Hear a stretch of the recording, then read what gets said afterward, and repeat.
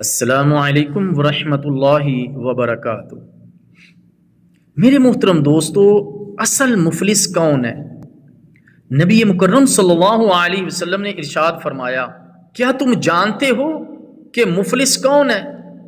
صحابہ رضی اللہ تعالی عنہ اجمعین نے عرض کیا، یا رسول اللہ صلی اللہ علیہ وسلم، مفلس وہ ہے جس کے پاس مال و اسباب نہ ہو۔